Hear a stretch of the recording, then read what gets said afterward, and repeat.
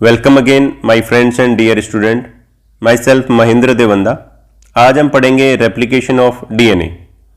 जो deoxyribonucleic acid है, DNA जो है उसका रेप्लिकेशन किस प्रकार से होता है। रेप्लिकेशन को हिंदी में पुनरावर्ती भी कहते हैं या हम प्रतिकृतिकरण भी कहते हैं, यानी डीएनए की दूसरी कॉपी का निर्माण होना ही डीएनए का रेप्लिकेशन होता है।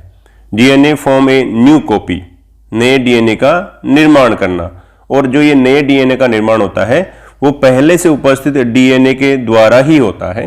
तो ये किस प्रकार से होता है इसको हम समझेंगे। यहाँ स्ट्रक्चर में हमें ये डबल स्ट्रैंडेड डीएनए दिखाया गया है यहाँ पर। इसके बाद में ये दोनों स्ट्रैंड खुल जाती है, इनके बीच में जो बॉन्ड था ये ब्रेक हो चुका है, तो ये दोनों सेपरेट हो जाती है, और सेपरेट होने के बाद में दोनों स्ट्रैंड नए एक और स्ट्रैंड का निर्माण कर लेती है। मींस एक स्ट्रैंड एंड अनदर फिर टू स्ट्रैंड का निर्माण हो जाता है। जैसे कि दूसरी डायग्राम में भी दिखाया गया है, ये डबल स्ट्रैंडेड डीएनए है। इस डीएनए से दोनों स्ट्रैंड सेपरेट हो चुकी है, दूर हो चुकी है। दूर होने के बाद में इनसे नए स्ट्रैंड का निर्माण हो जाता है। तो ये नए स्ट्रैंड का निर्माण किस प्रकार से होता है उसको हम इस वीडियो में जानने का प्रयास करेंगे। सबसे पहले ब्रीफली हम डीएनए के बारे में समझते हैं। डीएनए क्या है? डीएनए को डीऑक्सी राइबो न्यूक्लिक एसिड कहते हैं। डीएनए डबल हेलिक्स के रूप में पाया जाता है, और ये डबल हेलिक्स का जो मॉडल प्रस्तुत किया था वाटसन एंड क्रिक द्वारा 1953 में प्रस्तुत किया गया था। इसके बारे में हम पूर्व वीडियो में भी जानकारी प्राप्त कर चुके हैं। DNA carries genetic information. DNA के पास में जेनेटिक इंफॉर्मेशन होती है, आनुवांशिक सूचनाएं होती हैं। ये जो आनुवांशिक सूचनाएं हैं उनको क्या करता है, from one generation to next generation in the living things. यह इन आनुवांशिक सूचनाओं को एक पीढ़ी से दूसरी पीढ़ी में स्थानांतरण करने का कार्य करता है। डीएनए वास्तव में किससे मिलकर बना हुआ होता है? DNA consist of two polynucleotide strand that wind around one another and form a double helix structures. DNA जो है वो पॉलीन्यूक्लियोटाइड जो स्ट्रैंड्स हैं उनसे मिलकर बना हुआ होता है। यहाँ पर डीएनए में दो पॉलीन्यूक्लियोटाइड स्ट्रैंड्स पाई जाती है, और दोनों स्ट्रैंड एक दूसरे के ऊपर लिपट जाती है और घूम जाती है और एक डबल हेलिकल स्ट्रक्चर का निर्माण करती है। जैसे कि डीएनए की यहाँ एक ये सिंगल लड़ी है, ये सिंगल स्ट्रैंड है जो कि पॉलीन्यूक्लियोटाइड से मिलकर बनी हुई होती है। अनदर एक और सिंगल स्ट्रैंडेड है, ये भी पॉलीन्यूक्लियोटाइड से मिलकर बनी हुई होती है। ये दोनों पॉलीन्यूक्लियोटाइड आपस में एक दूसरे के ऊपर लिपट जाती है, एक दूसरे के ऊपर घूम जाती है और डबल हेलिकल स्ट्रक्चर का निर्माण करती है। Both strand join each other by hydrogen bond.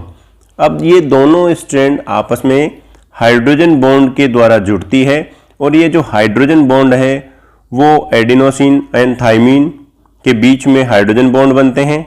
Cytosine and गुएनिसिन के बीच में जो हाइड्रोजन बॉन्ड बनते हैं, और ये जो हाइड्रोजन बॉन्ड है यही तो दोनों स्ट्रैंड को जोड़ने का काम कर रहे हैं।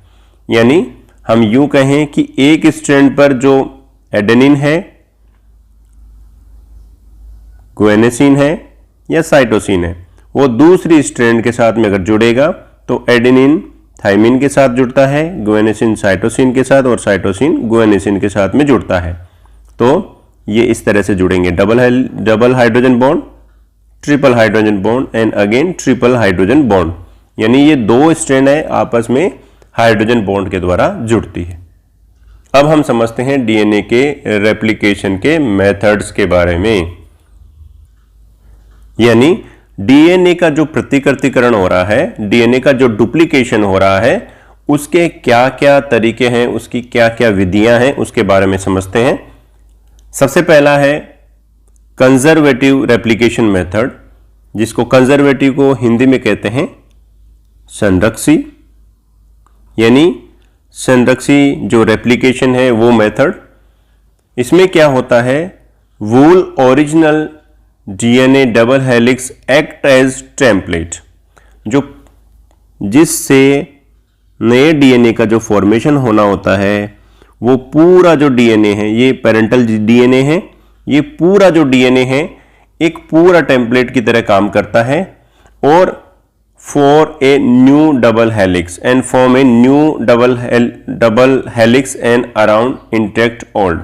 यानी इसमें क्या हुआ, जो ओरिजिनल जो डीएनए है उसमें किसी प्रकार का परिवर्तन नहीं हुआ है, जो नया डीएनए बनेगा वो पूरी तरह से, यानी उसकी दोनों स्ट्रैंड नई बनेगी।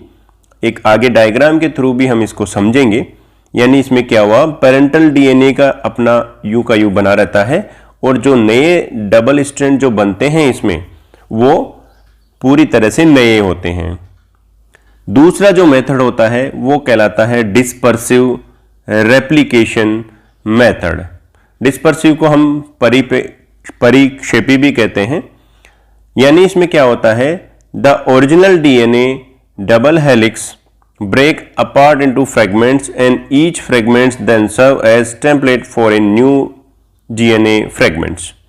इसमें जो नया डीएनए बनता है उसमें बीच बीच में, यानी कहीं कहीं जो बीच बीच में जो ये कहीं कहीं से ब्रेक हो जाता है और ये कहीं कहीं से जो ओरिजिनल जो डीएनए ब्रेक होता है उसके बीच में नए न्यूक्लियोटाइड ऐड हो जाते हैं, तो ये कहलाता है डिस्पर्सिव रेप्लिकेशन मेथड। डायग्राम के थ्रू इसको और अच्छे से समझ पाएंगे हम। अब यहां पर इंपॉर्टेंट बात यह है कि जो हमने एक और दो, जो कंजर्वेटिव रेप्लिकेशन मेथड और जो डिस्पर्सिव रेप्लिकेशन जो मेथड्स हैं वो वास्तव में पाए नहीं जाते। ये सिर्फ मॉडल के रूप में दिया गया था इनको कि ऐसे ऐसे डीएनए का रेप्लिकेशन हो सकता है, लेकिन वास्तव में जो रेप्लिकेशन का जो मेथड है वो है सेमी कंजर्वेटिव रेप्लिकेशन वाला, यानी जिसको हम कहते हैं अर्ध संरक्षी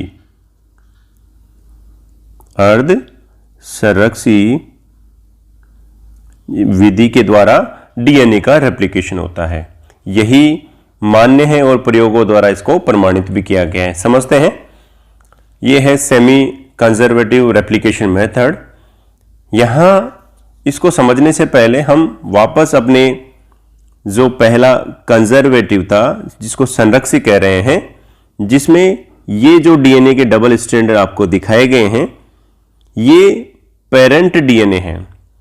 अब इनसे जो डीएनए का निर्माण होता है, यानी इनसे जो डीएनए का जो रेप्लिकेशन होता है वो ओरिजिनल जो पेरेंट डीएनए है वो यूं का यूं बना रहता है और जो नई डीएनए का फॉर्मेशन होता है वो पूरी तरह से नया होता है। इसको हमने कंजर्व नाम दिया, संरक्षित नाम दिया, क्योंकि इसमें पेरेंटल डीएनए पूरा का पूरा संरक्षित रहता है, उसमें किसी प्रकार का बदलाव नहीं होता है। नेक्स्ट जो मेथड है डिस्पर्सिव जो मेथड है, जिसको हम परिक्षेपी मेथड भी कह रहे हैं, परिक्षेपी विधि भी कह रहे हैं, जिसमें क्या होता है जो डीएनए है, पेरेंटल जो डीएनए है उसमें बीच बीच में फ्रेगमेंट हो जाते हैं और इस फ्रेगमेंट जो पार्ट हुआ है वहां नए न्यूक्लियोटाइड ऐड हो जाते हैं, ऐसा मानना था। तो ये इस तरह से फ्रेगमेंटेड फॉर्म में जिसमें न्यूक्लियोटाइड ऐड हो चुके हैं, ये डिस्पर्सिव मेथड्स को बताता है। लेकिन ये दोनों मेथड्स तो एक्चुअली होते ही नहीं है, इन्हें ना प्रूव किया गया है या प्रूव नहीं है ही नहीं। जब एग्जिस्ट ही नहीं करते तो कहां से प्रूव हो पाएंगे। जो वास्तव में जिसको प्रूव किया गया है वो मेथड है सेमी कंजर्वेटिव मेथड। इसी तरीके से हमारे शरीर में पाए जाने वाली कोशिकाओं में डीएनए का रेप्लिकेशन होता है, इसको कहते हैं हम सेमी कंजर्वेटिव मेथड्स। क्या होता है इसमें, original DNA strand separate during replication, each strand then serve as template for a new DNA strand. इसी मेथड को हम विस्तार से जानने के लिए ही तो हम डीएनए का रेप्लिकेशन पढ़ रहे हैं। जो इसमें क्या होता है, जो हमारा ओरिजिनल जो डीएनए है, जैसे यहां पर ओरिजिनल डीएनए है, ये दोनों ओरिजिनल डीएनए हैं, ये दोनों एक दूसरे से दूर हो जाएंगी और एक दूसरे से दूर होने के बाद में ये टेम्पलेट के रूप में काम करती है। यानी ये जो स्ट्रैंड है, या इसको यूं समझे, ये जो एक स्ट्रैंड है ये दूसरी स्ट्रैंड है, इस एक वाली जो स्ट्रैंड है वो यहां आ चुकी है और दूसरी वाली जो स्ट्रैंड है यहां पर है। एक वाली स्ट्रैंड जो फर्स्ट वाली स्ट्रैंड है, इसके साथ में जो न्यूक्लियोटाइड की जो चेन बनती है, पॉलीन्यूक्लियोटाइड जो बन रही है, वो पूरी तरह से नहीं होती है। सेकेंड वाली जो स्ट्रैंड है, जो पैरेंटल जो स्ट्रैंड है, जो टेम्पलेट की तरह काम करती है, वो भी पूरी, इसके साथ जो बनने वाली नई स्ट्रैंड है वो भी पूरी तरह से नई स्ट्रैंड होती है। जिसमें क्या हुआ, हम इसको ध्यान से देखें, इस पूरी जो स्ट्रक्चर्स है उसमें जो पेरेंट से जो डीएनए आया है उसका 50% भाग तो संरक्षित रहा, मींस दोनों जो स्ट्रैंड में से 50% तो यूं का यूं रहा और 50% भाग नया बना है। इसको सेमी कंजर्वेटिव मेथड कह रहे हैं क्योंकि इसमें पेरेंट्स आधा संरक्षित हो जाता है। Each newly synthesized double helix is combine of one old original, जिसको कह रहे हैं and one new DNA strand. यहां पर दो वैज्ञानिकों की फोटो लगाई गई है। यह है मेसलसन एंड फ्रैंकलिन स्टोहल। इन्होंने एक एक्सपेरिमेंट किया था सेमी कंजर्वेटिव रेप्लिकेशन मेथड के लिए। मैथ्यूज, मेसलसन एंड फ्रैंकलिन स्टोहल द्वारा क्या एक्सपेरिमेंट किया गया था, 1950 में एक एक्सपेरिमेंट किया गया और इस experimentally demonstrate the semi conservative replication method of the DNA in the E coli. E coli, Escherichia coli में डीएनए के सेमी कंजर्वेटिव मेथड को, डीएनए के जो सेमी कंजर्वेटिव जो रेप्लिकेशन का जो मेथड है उसको उन्होंने प्रदर्शित किया। इन्होंने क्या किया, E coli grow in ammonium salt that have heavy nitrogen. E coli को अमोनियम सॉल्ट में ग्रो करवाया, उनकी वृद्धि करवाई। ई कोलाई एक बैक्टीरिया है। इस बैक्टीरिया को उन्होंने अमोनियम साल्ट के जो मीडियम था उसमें ग्रो करवाया। इसमें जो अमोनियम साल्ट था उसमें हैवी नाइट्रोजन था। एन एक होता है N14, इसको हम लाइट नाइट्रोजन कह देते हैं, हल्का नाइट्रोजन कह देते हैं। N15 इसको हम हैवी नाइट्रोजन, भारी नाइट्रोजन कह देते हैं। तो बैक्टीरिया को N15 वाले मीडियम में ग्रोथ करवाया। Then transfer into normal light isotope, और एक बार ग्रोथ कराने के बाद में इनको जब उसका डीएनए में पूरा N15 आ जाता है तब उसको N14 जो नॉर्मल आइसोटोप है उसमें उसको ट्रांसफर कर दिया गया बैक्टीरिया को। उसके बाद में क्या किया, sample analyse by equilibrium density gradient centrifugation. इसको समझते हैं डायग्राम के थ्रू। यहां सबसे पहले क्या किया, ई कोलाई को कल्चर किया गया, यानी उसको संरक्षित किया, संवर्धित किया गया, यानी उसको इसमें उगाया गया, ऐसे समझ सकते हैं हम।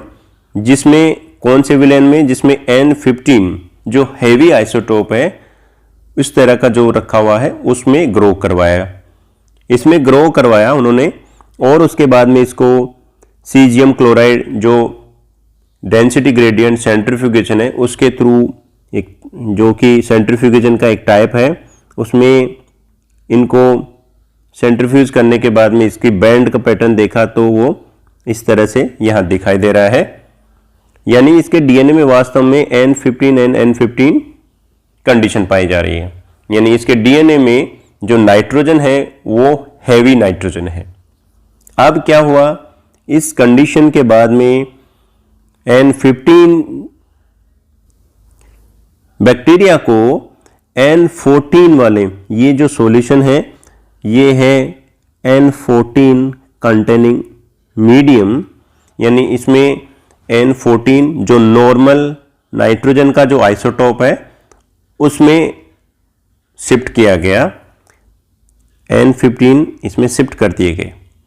अब शिफ्ट होने के बाद में इसको ग्रो करवाया, ग्रो कराया मतलब इसमें डीएनए का रेप्लिकेशन हुआ, तो बैंड इस तरह से आया, थोड़ा सा ये ऊपर की तरफ आया। जब इनकी आप लेंथ देखेंगे तो ये बहुत ही नीचे बैंड आएगा, ये थोड़ा सा ऊपर चला जाता है। ऐसा क्यों होता है, क्योंकि डीएनए के दो स्ट्रैंड में से एक स्ट्रैंड में तो हैवी नाइट्रोजन आ जाता है और एक में लाइट नाइट्रोजन आ जाता है, यानी एक N14 एंड एक N15 नाइट्रोजन आ जाते हैं। अब रेप्लिकेशन को और आगे ग्रो करवाने देते हैं, या हम कहें बैक्टीरिया को और आगे ग्रो करवाएंगे। तो जैसे जैसे हम ग्रो करवाएंगे, जो N15 वाला है उसकी स्ट्रैंड उसके कम होते रहेंगे और नए वाले जो स्टॉप हैं, नॉर्मल वाले जो आइसोटोप हैं, उनका नंबर बढ़ता रहेगा। इसको फिर अगेन नेक्स्ट रेप्लिकेशन साइकिल 2 करवाया गया। इसके बाद में हमें 2 बैंड मिले सेंट्रीफ्यूज जब करवाया, तो जिसमें एक बैंड का पैटर्न तो ऊपर वाले बैंड के इक्वल आएगा। इसकी अगर हम लोग इसकी हाइट में देखें या इसकी हाइट में देखें तो दोनों का बैंड ये तो बराबर आएगा, क्योंकि ये बैंड बताता है N14 N15 को, और ऊपर एक और बैंड आता है जो N14 N14 को बताता है, क्योंकि ये कंडीशन आ जाती है। अगर और आगे इसको रेप्लिकेट करवाएं तो अब ये जो बैंड का पैटर्न है कंटिन्यूसली ऐसे ही चलता रहता है, लेकिन जो ऊपर का जो बैंड है ये थोड़ा डेंस होता रहता है, मोटा होता रहता है, क्योंकि इनके नंबर बढ़ जाते हैं। चलो वापस डीएनए के माध्यम से समझते हैं। सबसे पहले हमने जो डीएनए लिया था उसमें N15 नाइट्रोजन आइसोटोप पाए जाते हैं, जो हैवी आइसोटोप है। तो इसका बैंड ऑब्वियसली भारी होने के कारण ये जो टेस्ट ट्यूब है उसकी नीचे तली पर नजदीक रहेगा। जब इसको ग्रो करवाया गया N14 वाले मीडियम में, तो क्या हुआ, ये स्ट्रैंड सेपरेट हुई। जब ये स्ट्रैंड सेपरेट हुई, दोनों स्ट्रैंड जब सेपरेट हुई तो एक नए स्ट्रैंड का निर्माण हुआ और दूसरे नए स्ट्रैंड का निर्माण हुआ, यानी एक नया और एक पुराना। यानी नया का मतलब क्या हुआ, N14 वाला, क्योंकि हमने N14 में ग्रो करवाया। N15 जो कि ओरिजिनल पहले से ही था, तो इस प्रकार से कलर से भी देख सकते हैं आप, ये इस प्रकार से ग्रो करवाया। अब वापस इसकी दोनों स्ट्रैंड ओपन होगी। अब दोनों में से एक तो N14 की है और एक N15 की है। N14 वाले स्ट्रैंड को हमने ग्रो करवाया N14 वाले सॉल्यूशन में ही, तो इसको जो दोनों स्ट्रैंड था उसमें N14 वाला जो नाइट्रोजन का आइसोटोप है वो दोनों में पाया जाएगा, यानी ये हल्का हो जाएगा, क्योंकि N14 हल्का होता है N15 की तुलना में, तो इसका बैंड ऊपर आ जाता है। N अगर हम दूसरे वाले की बात करें तो इसमें जो सेगमेंट का कॉपी होना है वो N15 का जो स्ट्रैंड है उसके वो एक टेम्पलेट की तरह काम करेगा, तो इस पे जो स्ट्रैंड आएगा वो N14 पे आएगा, क्योंकि हमने इसको ग्रो करवा रहे हैं हम N14 वाले सॉल्यूशन में। इस प्रकार से इसमें दोनों आपस में मिक्स फॉर्म में पाए जा रहे हैं। अब जिसमें डीएनए में N14 पाए जा रहे हैं उसको आगे जितनी बार भी रेप्लिकेशन हम करवाएंगे उसमें N14 ही पाए जाएंगे। जबकि दूसरे वाले मेथड्स में देखें तो दूसरे में एक नया स्ट्रैंड होगा और एक पुराना है, यानी N15 का है, एक N14 का है। N जो 14 का होगा उस पे 14 ही ऐड हो रहा है और N15 का जो है उन पे N14 का ऐड हो रहा है, यानी इस तरह से N14 N15 N14 वाले पाए जा रहे हैं। तो ये संख्या धीरे धीरे बढ़ रही है और इसका बैंड थोड़ा डार्क होता रहता है और कंपेयर टू नीचे वाले बैंड की तुलना में। अब इससे ये पता चलता है कि डीएनए के दोनों स्ट्रैंड साथ साथ कॉपी नहीं होते हैं। डीएनए के जो पेरेंटल जो डीएनए हैं उसमें से एक स्ट्रैंड और दूसरी जो स्ट्रैंड है, दोनों स्ट्रैंड नए डीएनए का फॉर्मेशन करती है। दोनों स्ट्रैंड नए डीएनए के टेम्पलेट के रूप में काम करती है, नए स्ट्रैंड बनाने के लिए टेम्पलेट के रूप में यूज हो रही है। यानी इसमें आधा जो डीएनए होगा वो पेरेंटर का होगा और आधा जो डीएनए होगा वो नया बनता है, इसलिए इसको सेमी कंजर्वेटिव मेथड नाम देते हैं।